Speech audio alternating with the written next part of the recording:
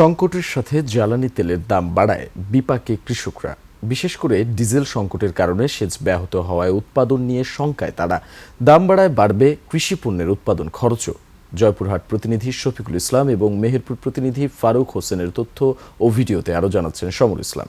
72 ঘন্টা moisture lock সমৃদ্ধ lily body wash শিয়া বাটারের goodness skin repair করে রাখে সফট ও গ্লোয়িং।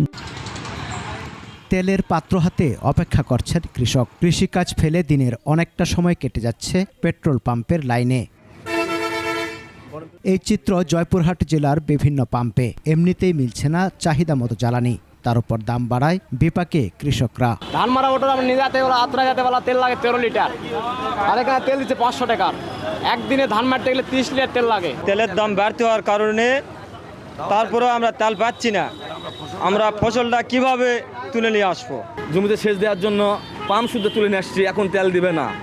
এই জন্য ইউনো সাহেবের বললেন প্রত্যয়নপত্র লাগবে, এই জন্য আমি প্রত্যয়নপত্র নিতে যাচ্ছি। এ বলছে যে ড্রামে তেল দিতে হলে পারমিশন লাগবে, মানে কাগজ লাগবে। এখন কি কাগজ আমরা দিলে ওনারা আমাদের তেল দিবে? কৃষি বিভাগ বলছে চলতি বুড়ো মৌসুমে জেলায় পর্যাপ্ত বৃষ্টি হওয়ায় সেচ কাজ ততটা ব্যাহত হয়নি। তবে জ্বালানির দাম বাড়ায় বেড়ে যাবে উৎপাদন খরচ। প্রত্যেকটি উপজেলায় আমরা মেসেজ দেওয়া আছে এবং কৃষক ভাইরা আমাদের উপজেলায় আসতেছে, তাদেরকে আমরা কৃষক শনাক্তকরণ যে কৃষি কার্ড, ফুয়েল কার্ড যেটাই বলেন, আমরা তাদেরকে লিখে দিচ্ছি বা পাম্পে বলে দিচ্ছি।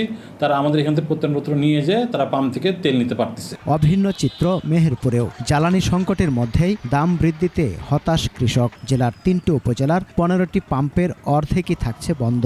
দীর্ঘ লাইনে দাঁড়িয়েও তেল পাচ্ছেন না তারা। যে পরিমাণ কলা এবং সবজি আছে সেই কারণে আমরা তেল পাচ্ছি না, কারণ সারাদিন সকালবেলায় আসছি সে না খাই, সেই সন্ধ্যাবেলা পর্যন্ত সে লাইন ঠেলতেছে। তেল তো মানে এ পর্যন্ত 2 দিন নিচে লাইনে, বুঝলেন? আর যেভাবে তেল দিচ্ছে, যেভাবে আসছে আমাদের সংকট হওয়ার কথা না। সেচ কাজে জ্বালানিকে অগ্রাধিকার দেওয়ার দাবি কৃষক সমাজের। সমর ইসলাম, 21 টেলিভিশন।